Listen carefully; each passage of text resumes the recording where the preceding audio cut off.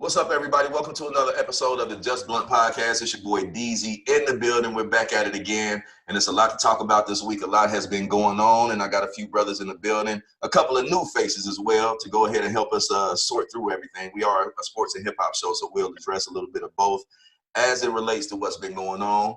As far as our new faces in the building, we got Mr. Bernard Hayward, a.k.a. DJ Cool Ice Water, my mentor. How you doing, sir? Chilling, man. Trying to wake up. What's up? Trying to wake up. We get you up bright and early on the Just Blunt Podcast. And we also got the one, the only, Ramone Walker. And I'm going to tell you, this man is the foremost authority on all things anti-Jordan. And I mean, to the point where he makes sense. Not like Willie Flight anti-Jordan, but he actually makes sense with his points. And we're going to get to you doing this morning, my brother. Facts. I'm doing pretty good, man. It's good to be on here, man. You know, yes, I can't rock with nobody who wear no hoop earrings, so we just gonna go from there. He went this early. That's what I'm talking about, my brother.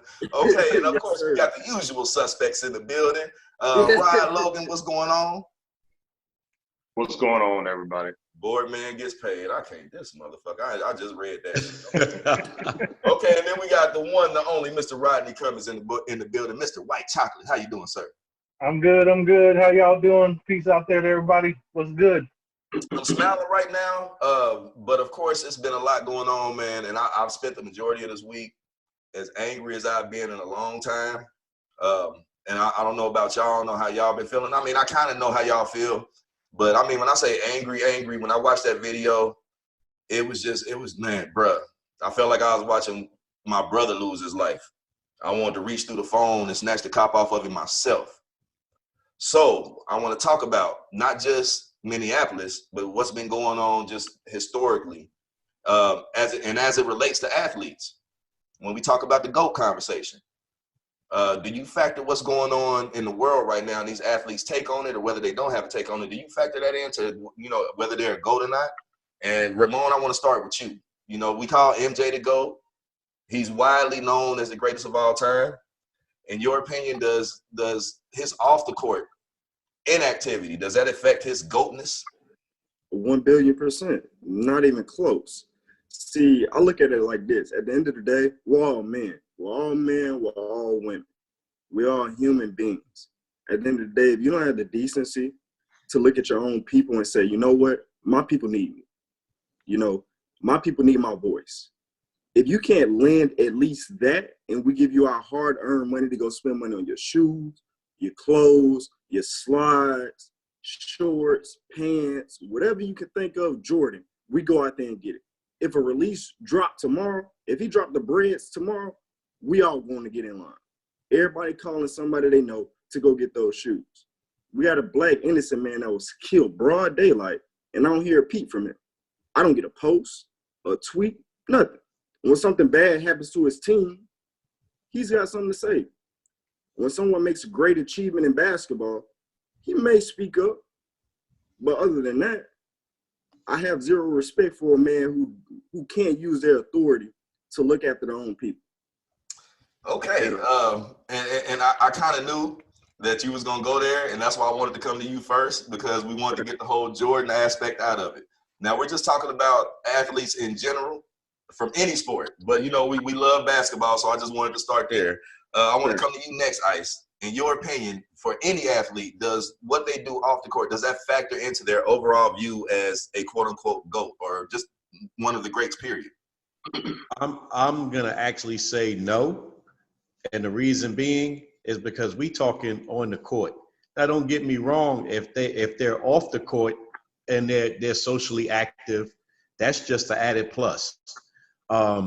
But what my man was talking about with Jordan, I'm gonna say this: as Charles Barkley once said, sports figures ain't role models, and he's talking about shoes. Jordan been silent his entire life. Why y'all not boycotting his shoes? He's up to Jordan, what, Jordan 30, the shoes? And he's a billionaire based off his shoes. All it takes is black people to say, they could have said it 15, 20 years ago. Let's stop buying the shoes and let it die like that. You can't buy the man's shoes the way people buy his shoes and then say, well, I don't do this or I don't do that. I agree with what he's saying as far as Jordan not saying anything. And deep down inside, as a black man, he should say something. But this has been going on. He's been silent his entire life. And and as far as general sports figures, you can't make somebody do something that they're not comfortable with. Muhammad Ali was great. Kareem Abdul-Jabbar was great. Bill Russell was great. LeBron James is great at that. He doesn't have a problem with doing it. It does have something to do with the times, because back in the day, you had to worry about getting Colin Kaepernick back in the day. So a lot of athletes kept quiet. Nowadays, with social media and everything, you could basically say what you want to say and do what you want to do.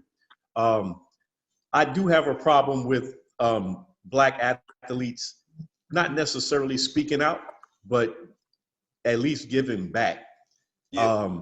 Because a lot of them are afraid, for their careers. And we could sit on there and say, well, if it was me, I would say this and I would do that.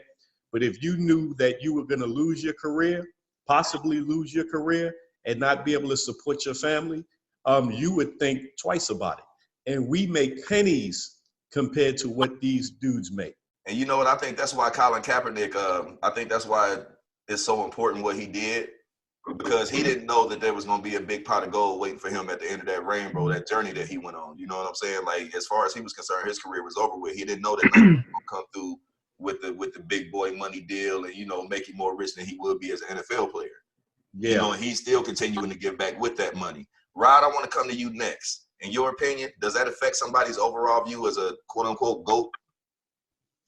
It will affect somebody's overall view of a quote-unquote GOAT, because that's all opinion anyway. We all call it, our athletes the best ever, this and that, based off of what we've seen and how we see them, how we view them.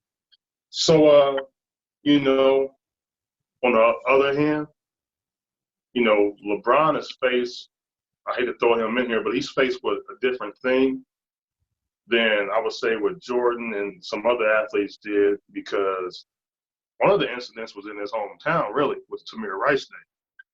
That boy had no reason to be, getting killed by police.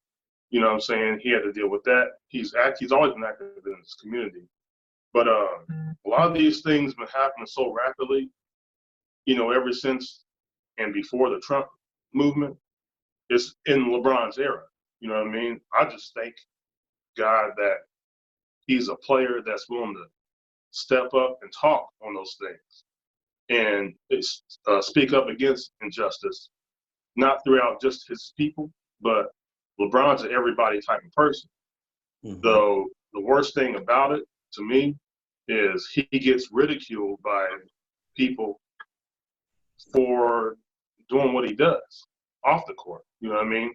You're going to have the critics on the court, and they're going to keep coming. And his fans need to understand the fact that when you're the best or you're the top player, you're going to be a target. Who don't want to see the top player lose? That's in boxing. It's great to hear this coming out of a man's mouth that's wearing a board man gets paid shirt. I hate to cut you off right there, Rodney. But we're going to head over to Rodney. In your opinion, Rodney, if you call somebody the greatest player of all time in any sport, does what they do off the court have a factor, or is it not? I mean, I kind of agree with Ice on the Jordan thing, but I also feel what what's his name was saying too. You know what I'm saying? But also, like what Rod was saying, and Ice, Jordan grew up in a different era where if you said anything, you was done. So you just kept your mouth closed and just played ball. You know what I'm saying? So I think Jordan should speak out now.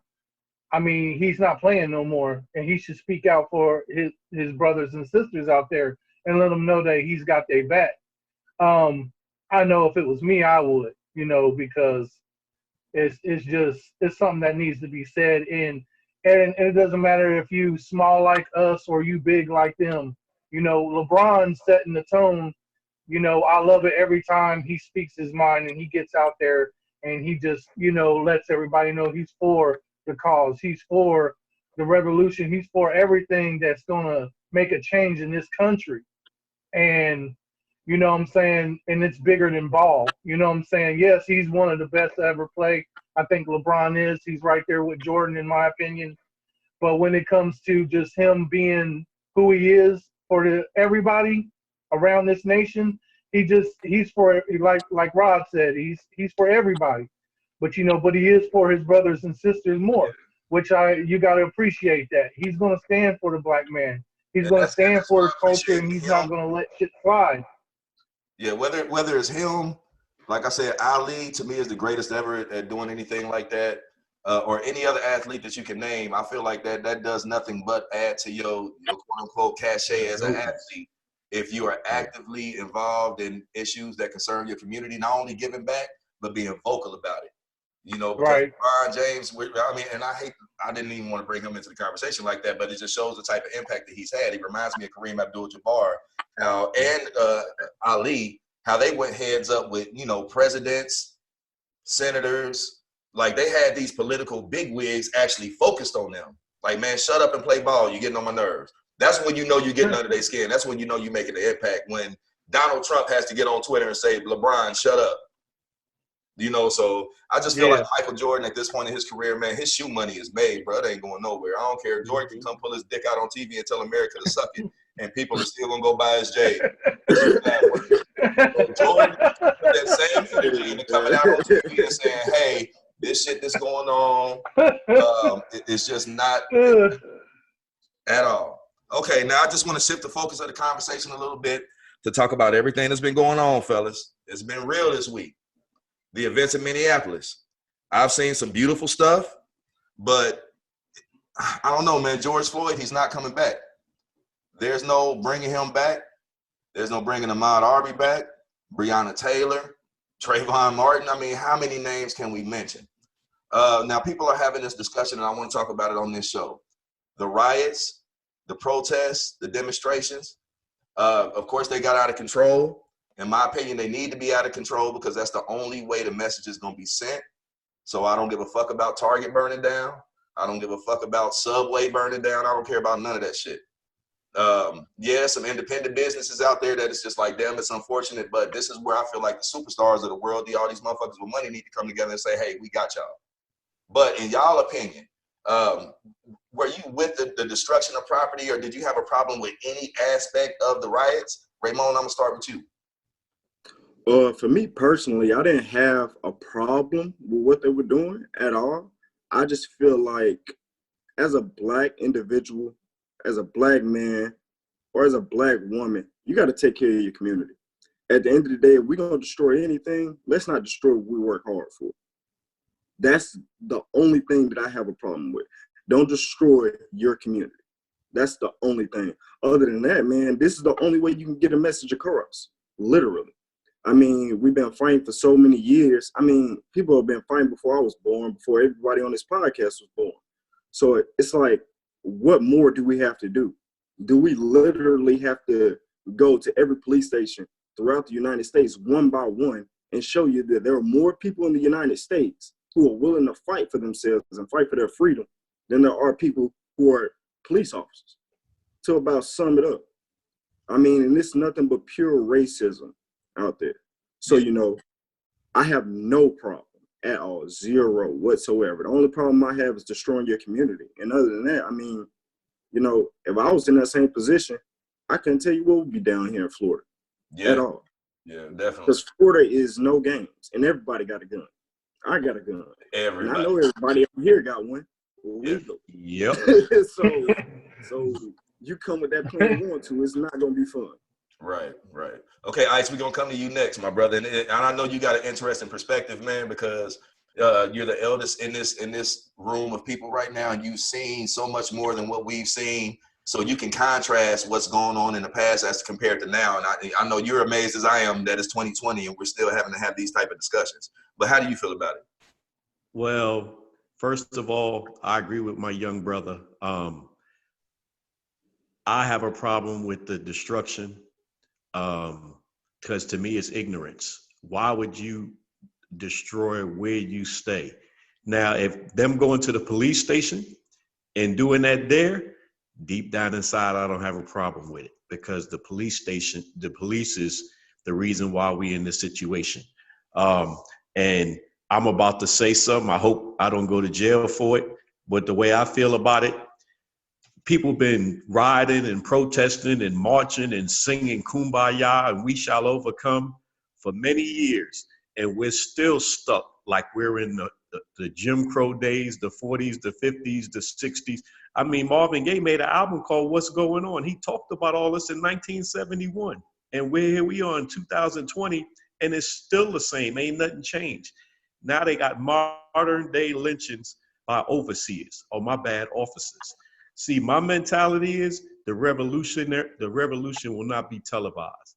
When that man was had his knee on that brother's neck, sooner or later, brothers and sisters, especially brothers or anybody that's down for the cause, sooner or later, you see something like that, there has to be a reaction. It can't just be, oh my God, he's dying.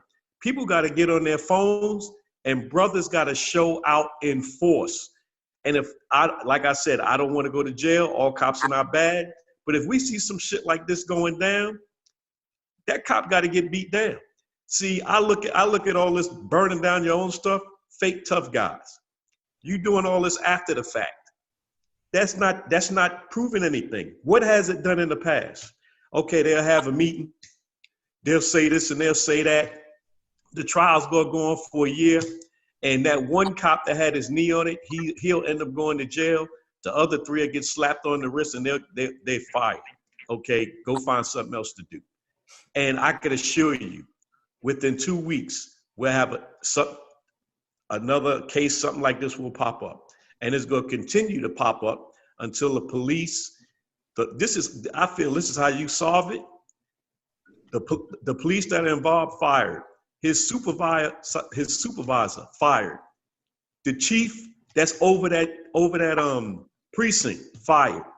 The chief of police brought up on charges. And the mayor who's over all the police in each city, they ass get in trouble too. You got to hit the chain of command, because if the mayor says, okay, check this out, I'm not losing my job because y'all decide y'all want to be knuckleheads.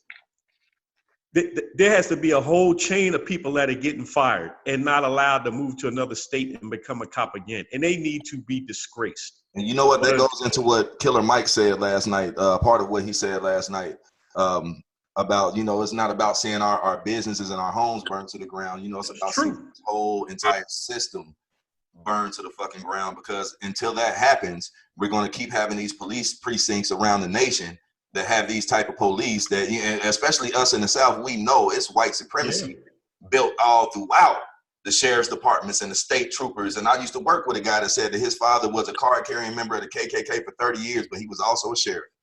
Mm-hmm. So it's just crazy. So next, Rodney, I want to come to you for your perspective, man. What do you think? Me, I kind of agree with Ice a little bit, like take it out on the police departments. You know what I'm saying? I've been, like we've been talking all week long. I've been pissed off. I've been outraged. I done set up something for us to stand down here in Dayton, Ohio to get a protest going, and stuff. Man, Devin, you've known me, shoot, half my life. I ain't going, I never wanted to see nothing like this. I got black kids of my own. Thank God I ain't got a son, you know what I'm saying? Mm-hmm. But I still have daughters I still got to worry about, because they still look at them as they're black. They don't look at them as they're white. So I'm just as pissed and as furious as anybody else is, because I've been in the black culture my whole life. I grew up around black people my whole life. That's all I know. You know what I'm saying? So it tears me up. All time. It tears me apart to see this shit continuously happening, and there's no justice behind it or repercussions for the cops. They just get slaps on the wrist, and like I said, and then they just get to keep moving on with their life. Why this brother that just got killed in front of everybody, he's moving on to heaven. He ain't moving on to get to see another fucking day. His kids don't get to see him no more. His family don't get to see him no more, and nothing is being done about it. And you know what? That's why I think that the protests got so extreme, And I had to check myself last Yeah. night. That's why Yeah. Kendrick's speech was so powerful to me, and it literally had me in tears. Right. I'm not gonna lie, because he was talking to me too. He was talking to every one of us that's angry as fuck and don't care. Like, cause I'm one of them people. I don't give a fuck about nothing that burned down. Keep burning shit down, but you can't burn, like, you can't burn your own homes. You can't burn our own business. Right. Work hard for it. And I had to really step back and check myself about that last night.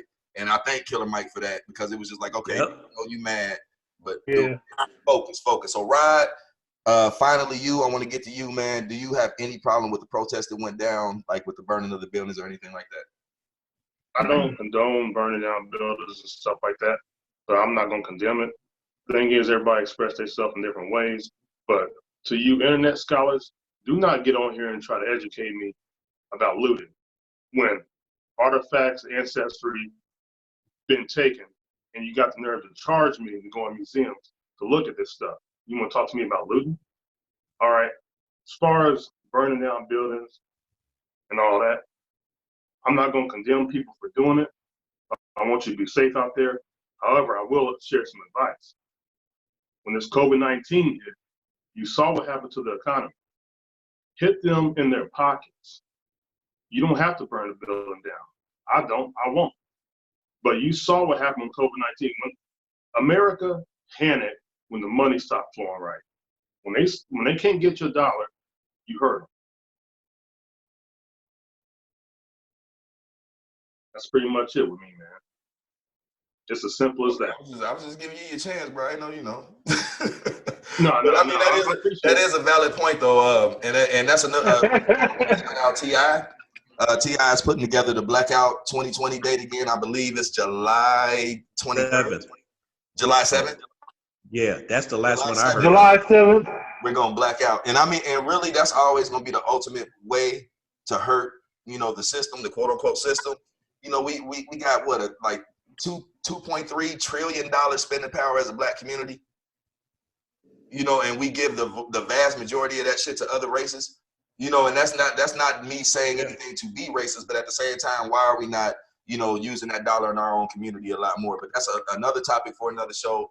Me personally, like I said, I was upset about the riots, not from the aspect of them destroying anything, but I was upset because there were people actually paid to come in there and stoke the fire.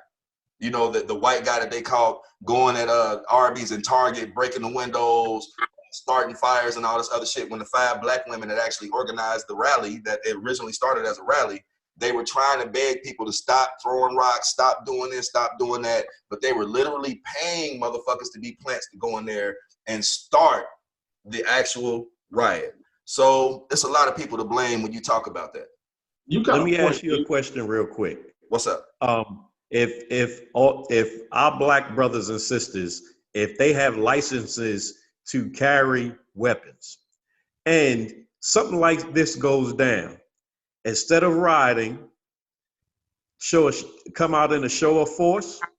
Matter of fact, stay silent, because I think that would scare the powers that be even more. Of course. And when you do come out, we already got an advantage. We got to wear these masks on our face. The same way them neo-Nazis and them stormed that Michigan courthouse or whatever it was. Yes.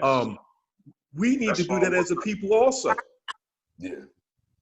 Scare the shit out of their ass. Definitely. That's what I wanted to touch on. Them people at the Lansing, Michigan, standing with the guns and this and that. I support the Second Amendment to the fullest. But let me tell you something. You can do that in Lansing, Michigan. You know where to do it at. You ain't gonna do that stuff in Detroit. You ain't gonna do that in DC. You ain't gonna do that. You know what I'm saying? You ain't gonna do that. On West Side of Chicago. Yeah. I mean, of course, all you want. But see, here's the duality of that situation, and this is why I've been doing this. Starting a YouTube series on Black gun ownership in America. We gotta demystify and take away the scary aspect, because anytime you see black people with a gun, I don't care if I just had black people respond to me. Why you got that? Why do you need that? And blah blah blah blah. You ain't in the streets and blah blah blah blah. Listen, you have to take that aspect of thinking away from the community that's able to go out there and buy, learn, and train with guns. We have to take that shit away, man, because just like they're not going to come to our neighborhoods and do that shit, they feel safe. They know that we're not about to come to their courthouses and do all this other shit with guns. Because they don't think we're built like the Panthers were built. They don't feel like we built like that generation. And that's why I say now is a very important time where we've all got to step the fuck up and we got to put our lives on the line for the cause. Now is that time. So anywhere I'm needed with my legal firearms, I'm there. You feel me? So we're going to get ready to wrap the show up on that. Ice, I just asked them. There you go.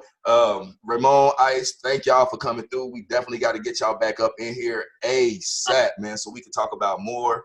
I wish we had more time, but we only like a 25-minute podcast because we ain't got no budget. Rod, once again, much love for being here. Boardman is broke as fuck. Rodney, being here. And one more time, Ramone Walker, for the record, who is the greatest basketball player of all time? Go James. No debate. If you wear hoop earrings, we're not rocking with you. Period. Quiet ass. We out.